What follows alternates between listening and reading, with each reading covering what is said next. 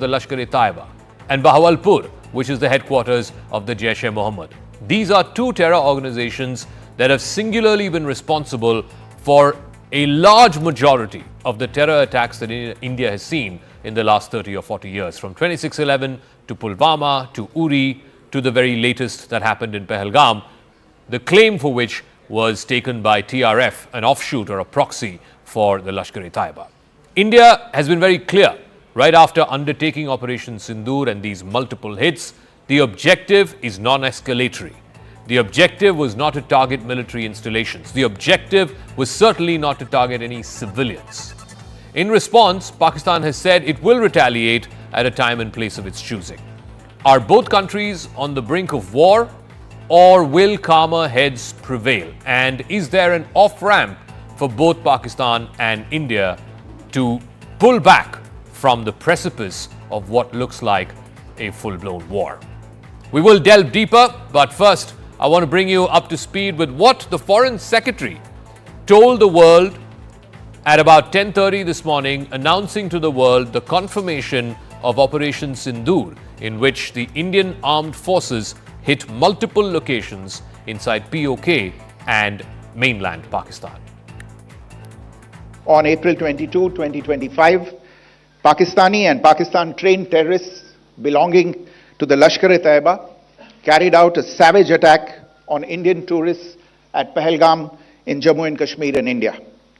They murdered 26 people, including one national of Nepal, causing the largest number of civilian casualties in a terrorist attack in India. Pakistan also has a well-deserved reputation as a haven for terrorists from around the world, with internationally proscribed terrorists enjoying impunity there. Earlier this morning, as you would be aware, India exercised its right to respond and preempt, as well as deter more such cross-border attacks.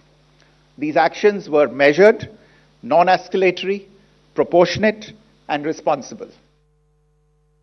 Indian armed forces attacked at 9 different terror locations in Pakistan. It is, up until today, the most expansive and widespread and deep retaliation into mainland Pakistan, into heartland Pakistan, that India has undertaken in recent years. It starts from the north, which is Muzaffarabad,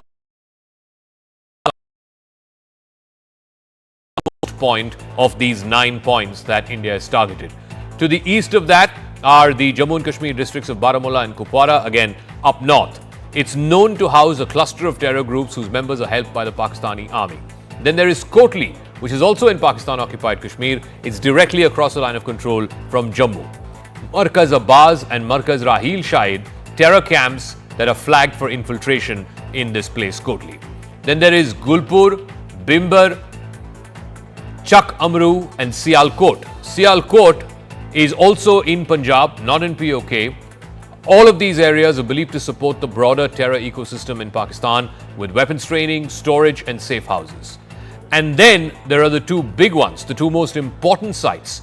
Murid Ke, about 30 odd kilometers from Lahore, literally on the outskirts of Lahore, and Bahawalpur, which is 100 odd kilometers from Lahore, again in the heartland of Punjab in Pakistan. Murid Ke is the headquarters of the Lashkar-e-Taiba, the terrorist group that's responsible for the 2008 Mumbai attacks. Bahawalpur, the headquarters of the Jaish-e-Mohammed, where the Indian airstrikes hit the Subhanallah Mosque, which is believed to be the epicenter of the operations of the Jaish. I want to get an international perspective, a perspective from Washington on this, the ever-evolving situation between India and Pakistan in the aftermath of the Indian Armed Forces operation at multiple locations inside Pakistan. Julia Benbrook is the White House correspondent for CNN. She's now joining us live. Thank you very much, Julia.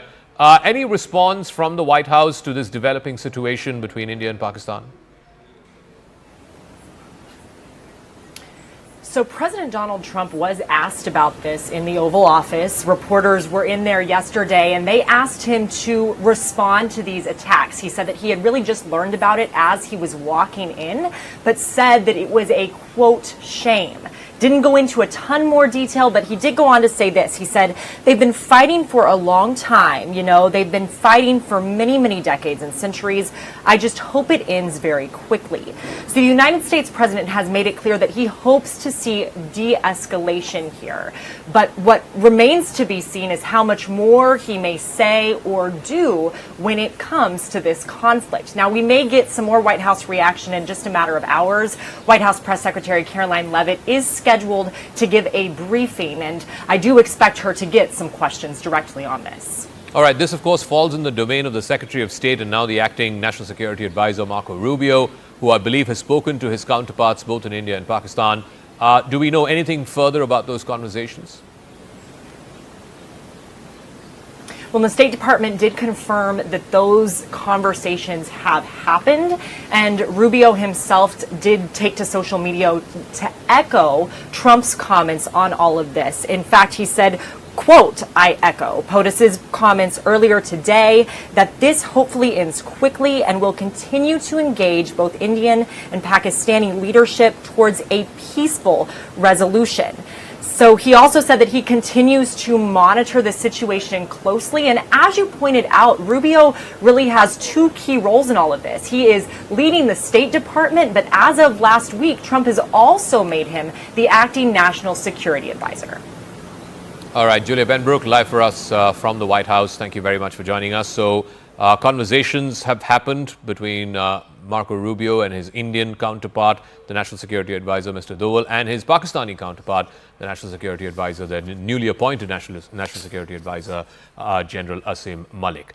Let's try and break this down. We heard the view from Washington. What about the view from Israel? Israel has been a steadfast ally of India. In fact, one of the first countries to come out in the aftermath of Pahalgam 22-4 and unequivocally condemn this terrorist attack, much like India condemned the October 7th attacks that Hamas carried out in Israel.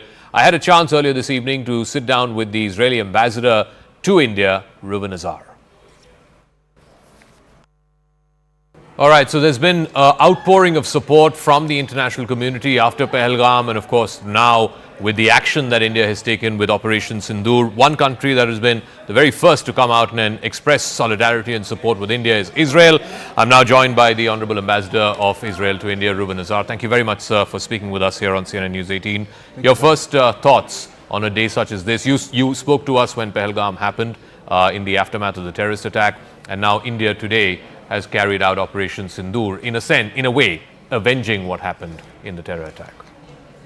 Well, it's only natural that in the backdrop of this terrible attack, in which people were killed in such an atrocious way, India would exercise its rights for self-defense, and we support Indians' right for self-defense. Israel found itself in a similar position on the 7th of October 2023. India was one of the first countries to come out in Israel's support unequivocally.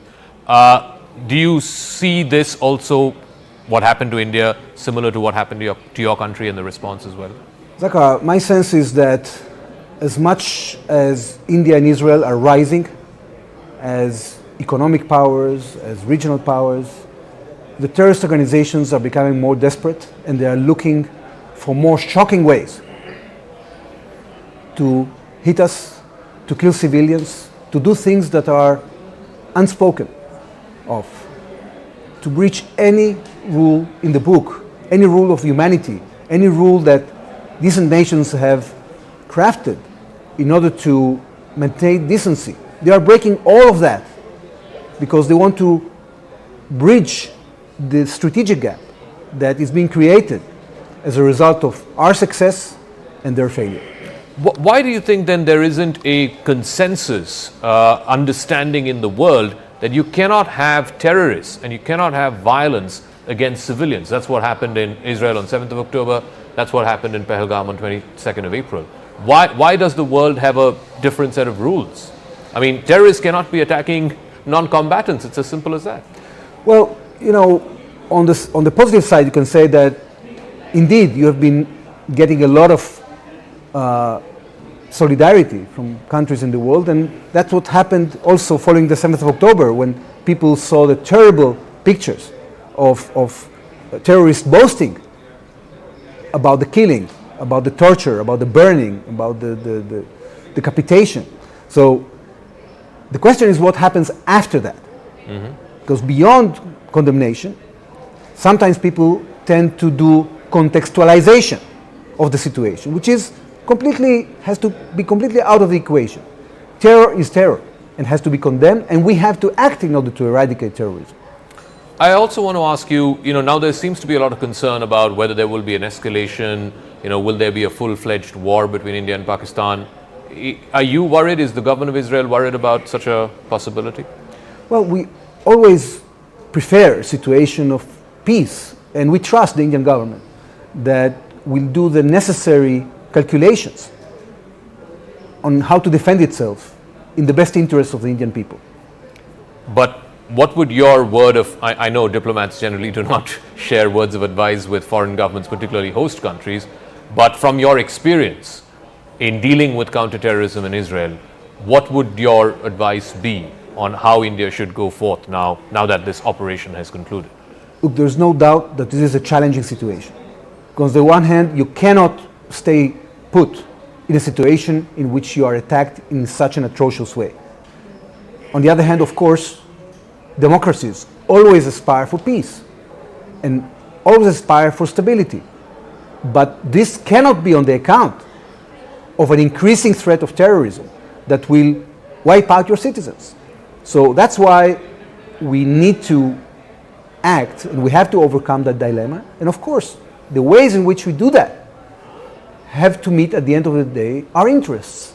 And this is the challenge that we are standing in front of. I know, again, this is a bit of a risque question, but was there any form of intelligence sharing between Israel and India ahead of this operation? Look, Israel and India are cooperating on a range of issues in a general way. We do not deal with specific situations. Okay. We do not elaborate on them. And Israel is not part of this conflict. This is completely up to the government of India to build up the capabilities, to measure the intelligence, to create the answers that are needed. And we, as a country that knows the pain of being hit by terror time and again, we identify with the feeling, we understand the challenge, we share sympathy, and we wish success to the government of India. I also want to talk about what's happening in Gaza. I'll just come to that in 1 second. But, something that you said earlier, that with each terrorist attack, it is getting more outrageous. For example, attacking tourists or music festival goers in Israel. Here in Kashmir, they attacked people, segregating them by faith. As the terrorists also do these outrageous things with each attack, the costs for states like Israel, like India, is also going up. India, for the first time now, has carried out multi-location hits, over 9 locations today. This is the first time India has done that across the LOC, across the international border. Do you think this is an unsustainable position? The more grotesque the terror attack is, the more states are forced to raise the cost? First of all, it's a growing threat, because beyond the degree of atrocities that are being committed, you have a situation here in which terrorist organizations are being equipped with sophisticated weapons, and eventually they create strategic threats. And this is what happened on the 7th of October in Israel. So, as much as we have faced it, there's no doubt that other countries are going to face it. And then the degree of the dilemma increases. When it comes to Gaza, we have made a very clear decision. We are not going to agree for Hamas to stay in power in the Gaza Strip, and we are determined to bring our hostages back. We've been able, through a combination of negotiations and military pressure, to bring back 194 hostages. There are still 59 left in the Gaza Strip. As time continues, time passes, it becomes more difficult for us to extract our hostages from Hamas, and therefore the Israeli cabinet has made a very important decision. We are going to change the way in which this war is going to end. We are now in preparations for a massive operation that is going to include different elements: civilian, military, and foreign policy. On the humanitarian side, we are going to create a special zone in which population is going to be evacuated to. But this time, the humanitarian assistance coming from the international community is not going to flow to the hands of Hamas.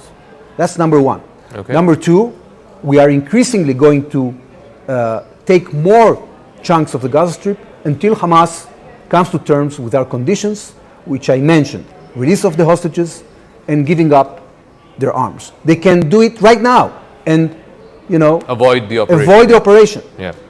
So we are very clear now in the way that we are uttering our intentions. So they can have a chance to avoid more casualties, to bring back normalcy to the population of Gaza and the population of Israel. But Ambassador, the criticism against that move is Israel's now preparing the ground to go and occupy Gaza, to be there indefinitely, and that means the two-state solution is pretty much dead on arrival. How would you counter or how do you respond to that criticism? Well, first of all, Hamas has killed the two-state solution by doing the unthinkable.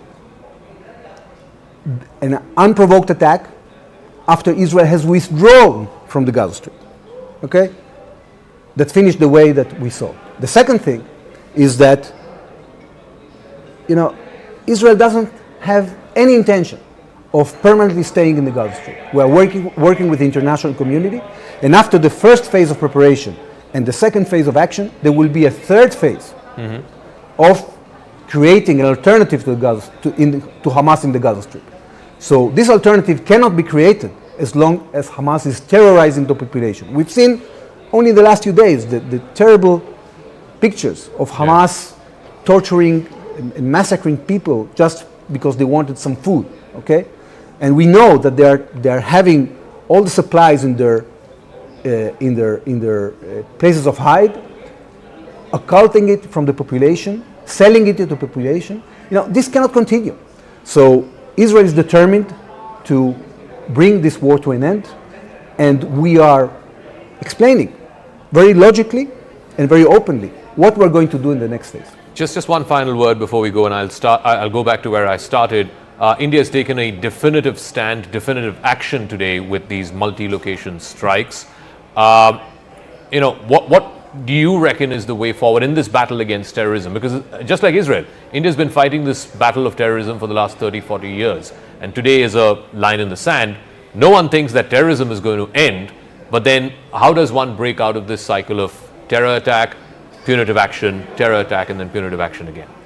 Well, Zakka, there is much more than the international community can do in order to tackle terrorism. Like Not only condemning, but also putting pressure and putting sanctions on those involved in terrorism. We can create networks to exchange information. We can develop tactics to deal with the terrorists. We can invest together in preventing the broadcast of radical content on social media and on electronic media. We can invest in education of the next generation. There are many things that we can do. So condemnation is not enough. And as much as we succeed in the international effort to tackle terrorism, there will be less need for the use of military means. What about the states who are backing these proxies? Iran certainly is backing the Houthis and Hamas. In India, we genuinely believe that these terror proxies will not survive if the state is not backing them. How come the international community never calls the states out? Right. So that's a very good point. Those who harbor terrorists have to be exposed and have to be punished. All right, we'll leave it at that. Thank you very much, Ambassador Azhar. I know you have a busy schedule up ahead, but thank you very much. So India and Pakistan on the edge of a precipice. India has carried out Operation Sindur, in which 9 different locations have been hit, 21 strikes over a period of 25 minutes. India has indicated it does not want to or is interested in escalating further. The question is, how will Pakistan respond? Will it choose to take the off-ramp or will it escalate further? And if that happens, then how does India respond? Are we now on the brink of possibly an all-out war between these two nuclear-armed neighbors? Christine Fair is an American political scientist, professor with the Georgetown University, is an expert on Kashmir and Pakistan. Thank you very much, ma'am, for speaking with us here on CNN News 18. First things first, what do you make of Operation Sindur, which was launched in the wee hours of this morning on the 7th of May by the Indian Armed Forces? They have said that they've hit 9 different locations from Muzaffarabad in the north to Muridke and to Bahawalpur, which are the headquarters of the Lashkar-e-Taiba and the Jaish-e-Mohammed. What do you make of the operation and the action that the Indian Armed Forces have taken?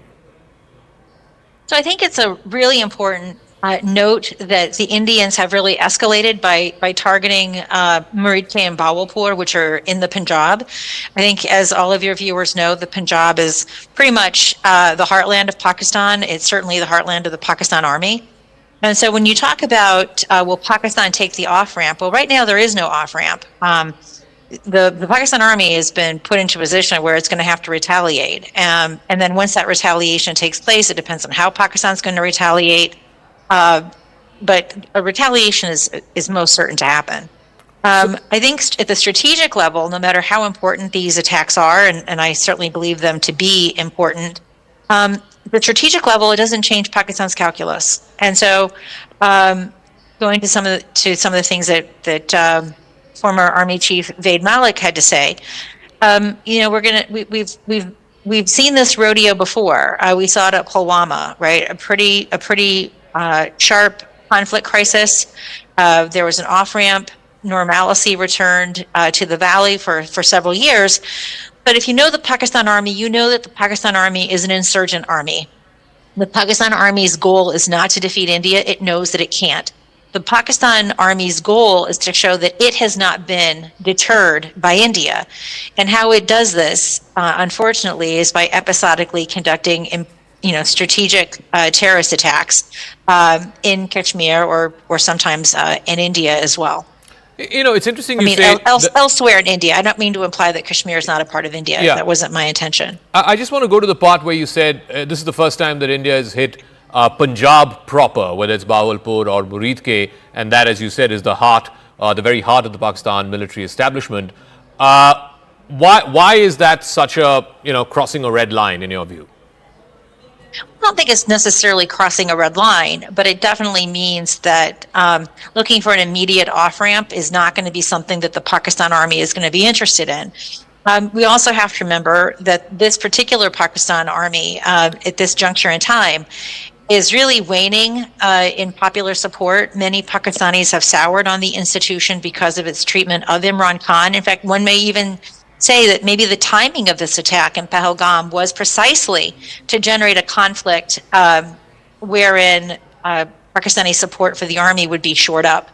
So this is Pakistan's heartland. This is the heartland of the Pakistan Army. So I fully anticipate that Pakistan is going to retaliate. So here's the thing. We're all trying to understand, what is the shape or form or nature of this response. And I want to go back to one of the points that you made. The thinking of the Pakistan Army is like an insurgent group. And that's why they could use these terrorist proxies, the Lashkars and the Jaishas. And there was always this degree of plausible deniability. Now, though, do you see the Pakistan Army sort of having been forced to respond in a conventional, proper military response, as opposed to the guerrilla stuff that you were talking about? No, so what I was saying is that when there is a perduring peace in the valley, this is injurious to Pakistan's interests, right? Because it looks as if the Pakistanis have been compelled by India. And how do the Pakistanis prove that they haven't been compelled by India? Well, they conduct a terrorist attack. That was the argument that I was making. And what this means, unfortunately, is that the Indians are not able to, within the time constraints of a short war, to deliver a decisive defeat against the Pakistan Army. It just can't. That's just not an option that's available to it. It becomes more possible over a longer war, but longer wars are also very challenging because of the specter of nuclear weapons that both sides have. So unfortunately, as important as these strikes are, it isn't going to change the strategic calculus of the Pakistan Army. I anticipate, very much like Pulwama, there's going to be a crisis, there's going to be an off-ramp, there's going to be peace in the valley for some time, and then after a number of years, there's going to be another terrorist attack. And so, I think India is in a pretty tough bind. The international community doesn't take this terrorism by Pakistan seriously enough to put serious sanctions upon the Pakistani state. And the reason why Pakistan absconds every time is because of its nuclear weapons. Everyone is too afraid to do something catastrophic to Pakistan the results of which might be Pakistani failure. Now, I, for one, reject those doomsday scenarios. I think we need to be very coercive towards Pakistan, but it's never going to happen. And so that puts India in this situation of every so many years having to mow the Pakistani terrorist lawn. And this is where we are. No, what you're talking about is this pattern of, there's a terror attack and then there's punitive action. After a few years, there's again another terror attack and then there is further punitive action. What I'm interested in knowing, and I guess our viewers, the greatest curiosity right now, the greatest interest is in knowing what is going to happen in the next 2 or 3 days. If you were thinking like Asim Munir is thinking, what would he do? Well, I can't think like Asim Munir for a variety of reasons. I mean, as a phrase, as an expression. No, I mean, and so that's not really my strong suit. My strong suit isn't playing armchair quarterback of what Pakistan is going to do in response. What Pakistan has said it's going to do is that Pakistan is going to respond by targeting those military bases from which assets were used to hit Pakistan. I mean, now, I don't go around taking Pakistan at its word, so I don't think you should either. But I'm not in a position to propose what Pakistani targeting might look like. But let's just for a moment, assume that argument happens, because look, India is very clear in the statements that it put out. It drew a very, very fine distinction. It said no military targets have been hit. It is only terror and terror infrastructure. If Pakistan were to retaliate, it would have to cook up that these are the places where India is fomenting, Baloch terror or whatever it is that they want to cook up, or they have to hit military targets, like you said. And if they do hit military targets, where does that leave India? Does that leave India with no other option but to climb the escalation ladder? So, I mean, so that's the concern with these kinds of operations. And when India decided that it was going to launch strikes against targets in the Punjab, this was obviously a risk that India is willing to take. So, right now, it's not evident what is going to be the de-escalation off ramp. It's not clear right now because we haven't seen what Pakistan has done. So, I'm not a big fan of speculating about assumptions being presumed. Okay. So I'm gonna demur from answering that question. You did say earlier that the international community has not quite confronted Pakistan and said that you can't do this whole double game of just sending these terror proxies every once in a while and creating these terror attacks. What about Trump though? He has pitched himself as the anti-war president.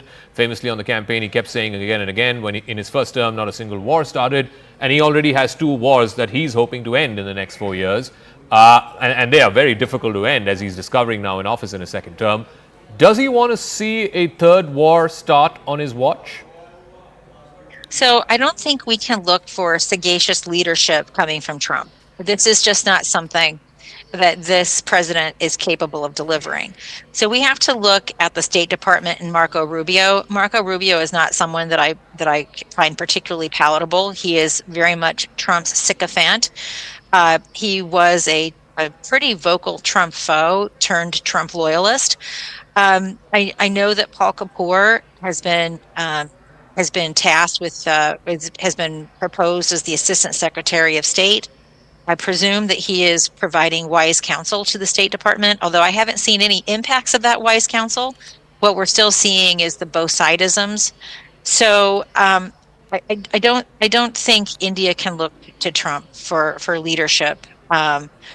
We'd like to believe that Marco Rubio is a little bit more competent. From what I've seen thus far, I don't have a lot of confidence. That's the case. So if the U.S. is not going to intervene or use its influence to calm down tempers.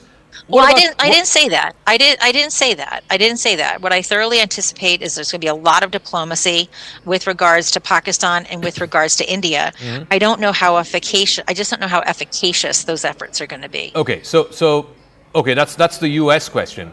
What do you reckon China is in a position to influence Pakistan and say that look, it's not in its interest to climb the escalation ladder? Does China have the leverage and the inclination to do that? So China has the leverage. I don't think China wants to see a full-scale war. But I also don't think that China, I think China does have a mild incentive for this conflict to play out a little bit, kind of along the lines of the duration that we saw at Pulwama. Unlike Balakot, when Pakistan scrambled American jets, I think we're mostly going to see Chinese assets at play. And China might be interested in seeing how Chinese assets fare against India's Western assets. So China, it's not like Kargil, where China played a very important role in telling the Pakistanis to stand down. I think China will eventually play that role, but not necessarily as quickly as you or I would hope. Okay, so coming back to, as we come to the concluding part of this interview, and I'm trying to ask this in a different way, because this is the top of mind concern for all our viewers, is how are the next 2 or 3 days going to pan out, and what do you expect is going to happen? Militarily, in terms of retaliatory strikes. This is a direct challenge, as you said, to the Pakistan army and its heartland, which is Punjab. So the military part, and of course the diplomatic part. How does India deal with the diplomatic fallout of this escalation as it's seemingly coming? I mean, I don't know the answers to those questions. And so I'm not someone who just makes up bakwas to fill up airspace. I don't know the answers to those questions. I think Pakistan is going to take a while, maybe a day or so, to figure out what its response is going to be. If you think that Indians were demanding a response following Pahalgam, you can imagine that the Pakistanis are demanding a response following these strikes into the Punjab. Pakistan will tolerate attacks in so-called Azad Kashmir or Pakistan-administered Kashmir. Ordinary Pakistanis are not going to tolerate attacks in the Punjab. So this was a really important risk, a really important gamble that the Indians took. So we're going to have to just, whether one likes it or not, it doesn't work well for news cycles. We're just going to have to wait and see what the Pakistanis do. And how the Pakistanis choose to retaliate, then the ball is in India's court. And then we're all going to be hoping for swift global diplomacy to create some sort of an off-ramp where both sides have their pound of flesh and can create the domestic narrative that it's time to de-escalate. Is the IMF negotiation that Pakistan has in a couple of days from now in Washington, is that a mitigating factor, if you will, in disincentivizing the army from retaliating? No. It isn't? No. And why wouldn't it be? It's a lot of money for a country that's broke. Because Pakistan knows that its history with the IMF is that Pakistan never gets cut off from the IMF. And the reason for that is Pakistan's nuclear weapons makes Pakistan too dangerous to fail. So Pakistan knows that the international community doesn't play this brinkmanship with the IMF. That's why Pakistan was never put on the FATF blacklist. It was always on the gray list. And then, in a complete farce, it was even removed from the gray list, right? So yeah. Pakistan is confident that the international community is not going to play brinkmanship with the IMF. Even if in the next 24 hours they retaliate, there's a big military strike, and in the next 48 hours they go to the IMF asking for money, it wouldn't be a factor, you think? I don't believe it's going to be a significant factor that deters Pakistan from undertaking retaliatory strikes. All right. Christine Fair, thank you very much. Fascinating conversation. We're all trying to make sense of what happens next. But thank you very much for attempting to make sense of what could likely happen next. But we'll see. We'll see. Thank you for having me. This was great fun. I enjoyed listening to Vaid Malik as always. All right. Thank you. Bye-bye. Thank you. Everyone's sort of scratching their heads and trying to figure out, A, will there be a response? B, what is the nature of that response? What may be the targets that the Pakistan army could likely pick in terms of a retaliatory hit? Look, picking a military installation will have much wider ramifications. Then it means that, again, as Christine Fair was saying, then India is left with no off-ramp. It means that India will also have to climb the escalation ladder. Two things which stand out in the Indian statement. You heard from Vikram Misri, the Foreign Secretary. You heard from the two military officers, Wing Commander Singh and Colonel Qureshi, the two women officers who were chosen to announce this publicly to the world. The language that they used was very, very specific, that it was non-escalatory. India is not looking to escalate further. The targets were terror infrastructure and terror launch pads, not civilians, and also underlining the fact that the targets were not military installations. I guess the messaging to the Pakistani military is, if you want to retaliate, do not think of targeting military installations, do not think of escalating, and do not think of targeting civilians. These are there's a lot of fog of war happening right now. Let's try and make sense of that again by speaking to yet another very, very influential voice, somebody who's a familiar sight here on CNN News 18, one of the most noted American political scientists from the University of Chicago, Professor John Mearsheimer. Thank you very much, Professor, for speaking with us. Good morning to you in Chicago. It's evening here in New Delhi. I'm sure you're up to speed with the developments that we've had over the last 12 hours or so. India's had these very specific targeted strikes at 9 different locations inside both Pakistan-occupied Kashmir as well as Pakistan proper, Punjab, the heartland of Pakistan. What do you make of this Operation Sindur, as it's known, to avenge the terrorist attack that happened in India a couple of weeks ago? Well, it's hardly surprising that India retaliated.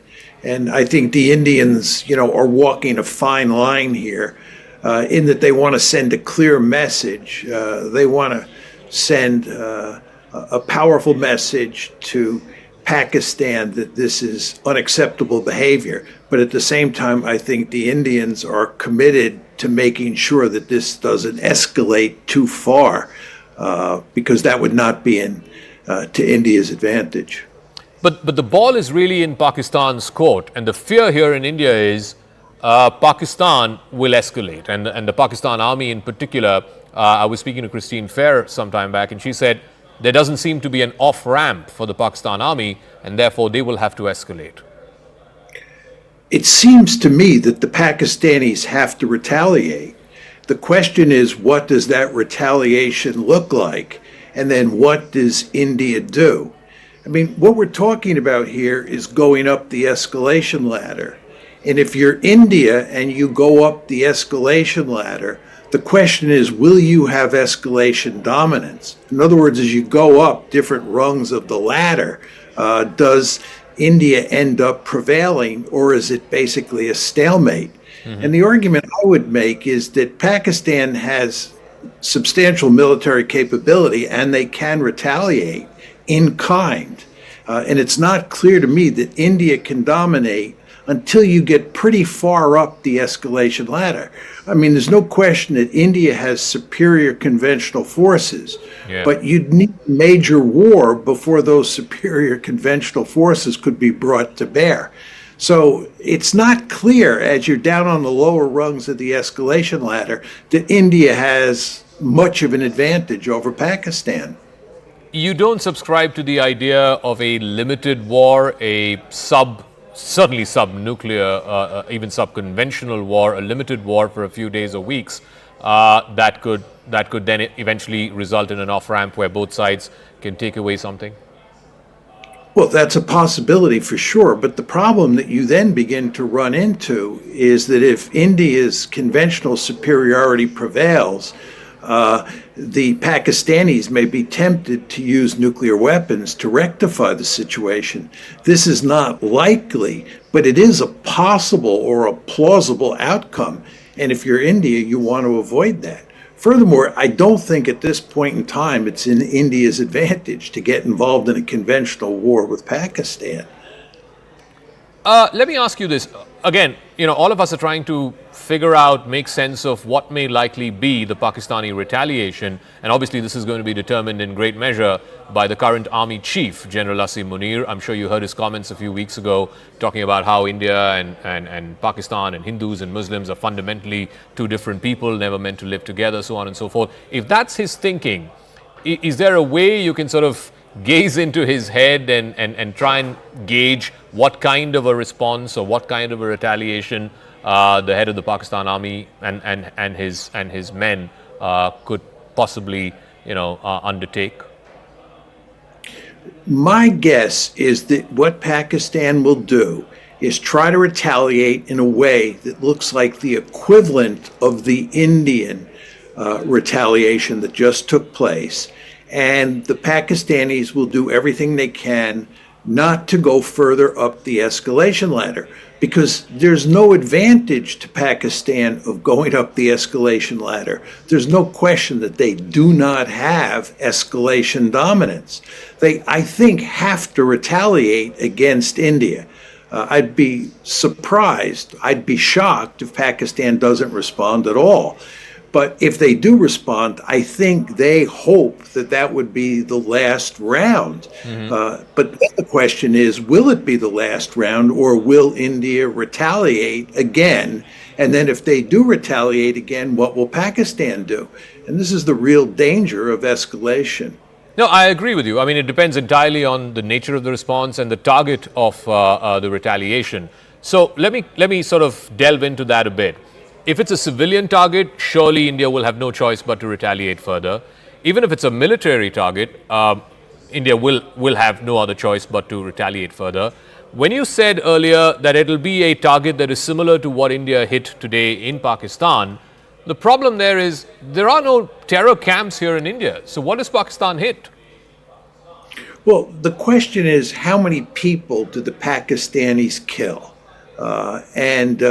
I think it doesn't matter that much whether it's civilians or military. I mean, as you know, the Pakistanis are shelling the Indian part of Kashmir, and a number of Indian civilians have already been killed. So that precedent has been established, the killing of civilians, that is. I think the question is just how big the attack is. If the Pakistanis were to attack in a way that made the Indian attack look like it was much weaker than the Pakistani attack, then the Indians would have very powerful incentives to really slam Pakistan. But if the Pakistanis retaliate in kind, it's a similar retaliation in terms of the number of casualties, the scope of the target set, and so forth and so on, then the incentives for India to retaliate again are not so great. But I don't see an obvious off-ramp unless somebody comes in and can help put pressure on both sides to shut this one down. It's interesting you say that, you know, in the Pakistani calculus, if they are able to demonstrate to the Pakistani public, if the Pakistani army is able to demonstrate to the Pakistani public that they have hit as many targets or they have hit as many individuals as India has done, then that should suffice. Of course, the ceasefire violations are happening at the line of control and have been in a very intense way over the last 12, 14 hours or so since the announcement of this Operation Sindur. The Indian Army has confirmed that 15 people have died.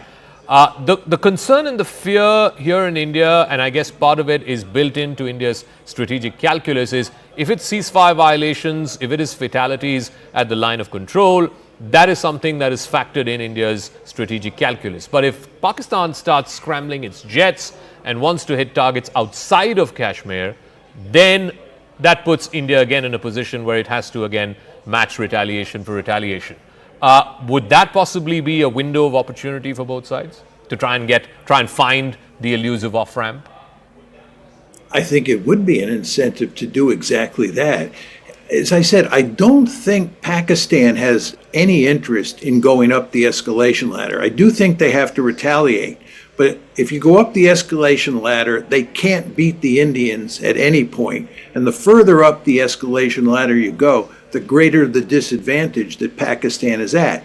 At the same time, I don't think India has a vested interest in going up the escalation ladder either, because they have to go far up before they dominate. And a major war, even a limited conventional war, I don't think is in India's interest at this point in time. So let me come to the international community and their response. Obviously, you know, President Trump has spoken about what happened last night. Secretary Rubio has spoken to the National Security Advisor here. He's tweeted saying he wants to see a quick and hopefully peaceful resolution very soon.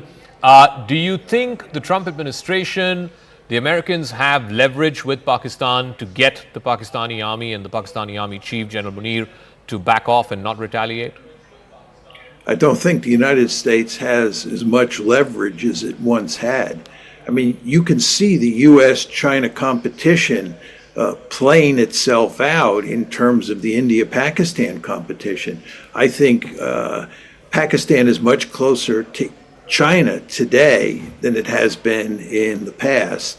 And India is moving closer to the United States. So you are reaching a point where you have the United States and India on one side and China and Pakistan on the other side. And this presents problems for India because India has a deep-seated interest in keeping its competition with China at a low level. And if India gets involved in a serious way with Pakistan and the Chinese come in on the side of the Pakistanis, I'm not talking about them coming in militarily, but I'm talking about them coming in diplomatically and putting great pressure on India to shut the war down. This is not in India's interest.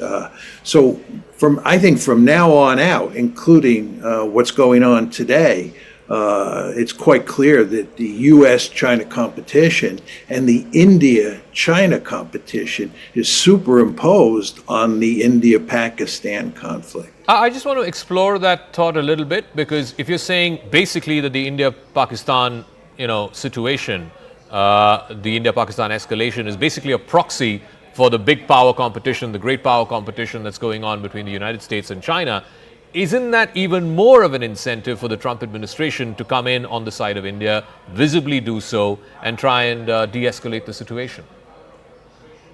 Yeah, I think that the Trump administration, from a strategic point of view, has a vested interest in siding with India, but at the same time going to great lengths to make sure that this does not escalate. It's not in the Americans' interest to see this war escalate. By the way, it's not in China's interest as well. I think if anything, both the Chinese and the Americans and even the Russians will all go to great lengths to try and prevent this war from escalating. So I think, again, as we were saying, I don't see great incentives on the part of Pakistan or on the part of India to escalate further once Pakistan retaliates.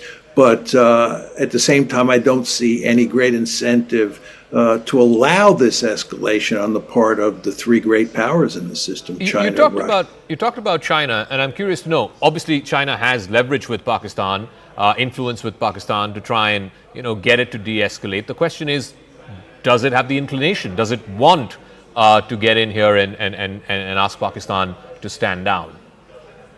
Well, I think that China has a vested interest in seeing India pinned down in Pakistan. The Chinese have 2 points of potential conflict with India. One is the line of control, the border between the two countries, and the other is the Indian Ocean. And from a Chinese point of view, the more deeply involved India is in Pakistan, the less able it is to deal with the line of control and the Indian Ocean. So there's no question that China has a vested interest in tensions remaining in place between Pakistan and India.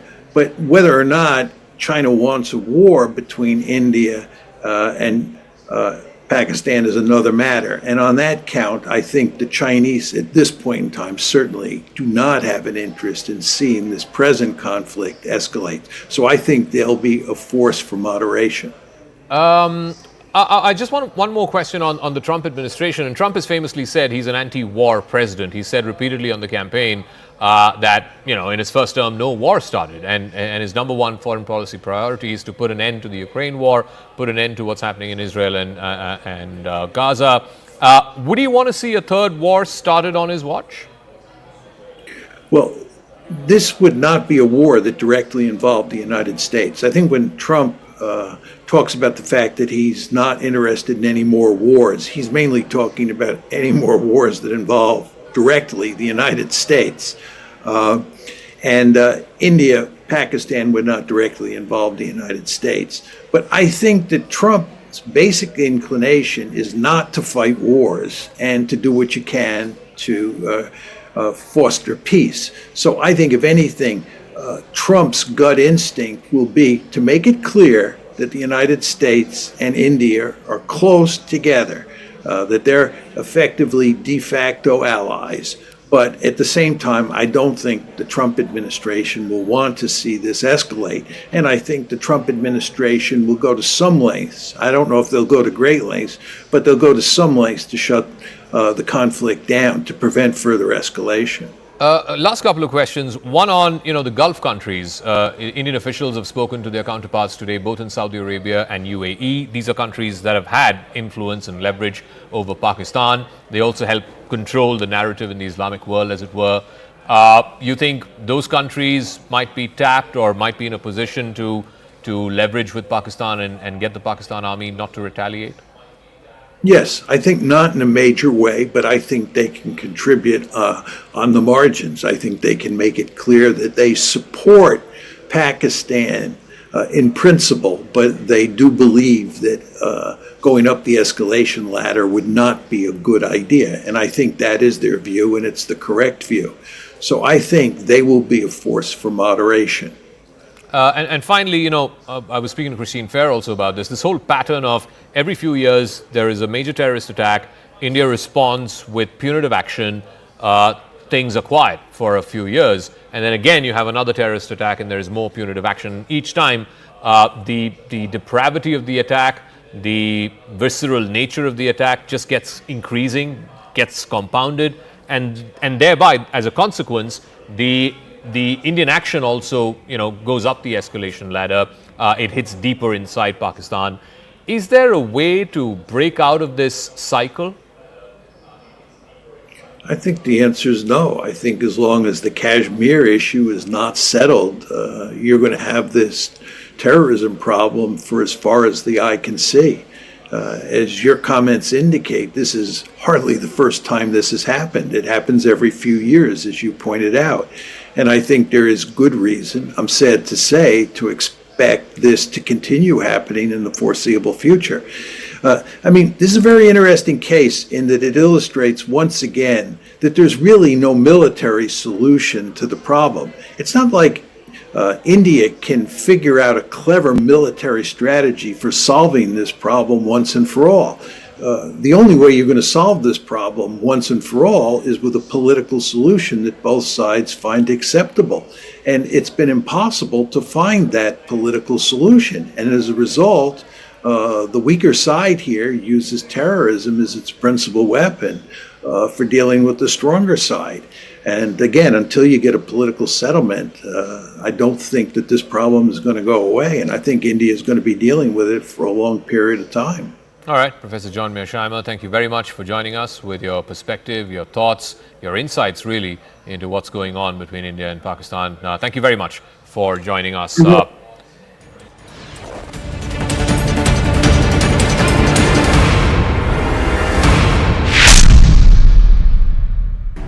They have codenamed this operation Operation Sindur.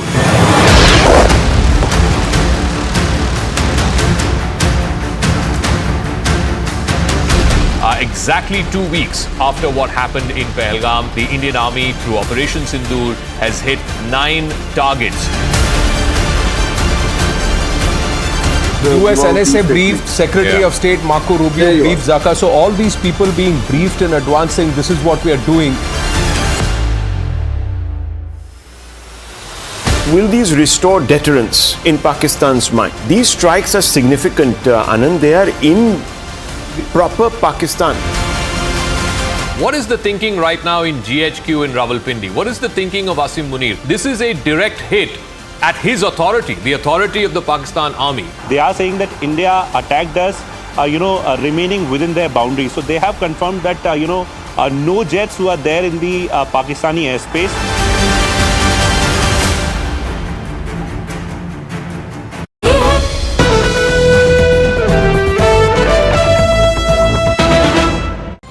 For the funeral of those who were found in these terror markazes, it's all people in uniform. BSF Rangers, local police, Pak Army, they are all present there along with local politicians and mullahs. Top government sources are pointing at this, Group Captain MJ Vinod and viewers, and saying if military personnel and netas are attending the funeral of jihadis, what bigger proof that all of this is state-backed. Absolutely. I don't think we have any doubt on that. In fact, I would have even looked at this particular funeral procession as itself as a very big target, because in one probably scalp, we could have taken out all of them. Anyway, be that as it may, the point is, Anand, we still have viable targets in Pakistan. For retribution, what target does Pakistan have? Actually, there's nothing. I think they should be thankful to India that we cleaned up a little bit of, trash which they wanted to and they couldn't. And we did their job. At least that is my take on the subject. And second and most important thing, Anand, is out of 21, we took out only 9. Yeah. We have more to go. So which means we will, we at least hold the right to revisit these rest of the targets. Yeah. But in the same breath, let me also tell you, for Pakistan to go back to the world to say, to do some kind of operation, I would look at, if I was a Pakistani, I would look at probably the dams. Because we stopped the water, the only viable target that he can go against is probably a token attack on a dam. You can't break a dam. It takes, a few years to break a dam. But a token attack on dam is something which we should be watching out for. And Operation but that's Sindur an open act of war. That's not a de-escalatory measure. That's an open act of war. So is Poonch, Anand. This Poonch itself, Poonch has been completely evacuated. That's what my sources tell me. There is not a soul today. So Poonch itself is an open act of war, because number of people who have died in Poonch, your numbers and the numbers that I'm hearing are slightly in difference. I'm hearing numbers upwards of 20 and to 25, which is very close to the numbers that happened in Pulwama has happened in Poonch. So to me, Poonch is another Pulwama, and which requires even a bigger kick than what we have already given. The aspect about Operation Sindur is also, it's an operation which is wrapped in courage and soaked in sacrifice. Yes. So it's like saying, you may break our hearts, but you'll never break our spirit. India moved with purpose, pride, and pain. If you look at, look at Delhi and people in Delhi, they all are very happy, but they are also in the heart of heart, they are, pained because so many people were killed. Sindur, like you rightly said, is not only a marriage between a man and a woman, but also a marriage between soldier and the soil. It is the color of the blood, is correct, but it is also a color of commitment. And this is not retaliation. This is a retribution with responsibility. So that is what I look at Operation Sindur as. Right. But General Saab, what happens now? Well, what are Bharat's options? Are both sides, from your understanding, looking for de-escalation, or if anything that the Pakistanis do now, till what level are we let it to look at it as an off-ramp? How many more lives are we ready to lose to look at an off-ramp or a de-escalation, as Sushant Sareen puts it? Or are we going to continue to press on the buttons if Pakistan does any act of retaliation? So, Anand, once we breached the LOC and the IP together, we should deem it that the ceasefire is dead. Not dragging the ceasefire to our bosoms beyond this is, I think, is incorrect. And it's not Poonch alone. It's about 600 kilometers of villages all along the line of control, right up to Kathua, which are all close to located there. And they are across the fence also. They're tilling across the fence. Today morning, the LG had ordered all these villages to be vacated and moved backward. Because, obviously when we are stuck across the line of control, they would be targeted. And, Poonch being a bowl gets targeted first. We would be targeting Kotli also, even as artillery, not...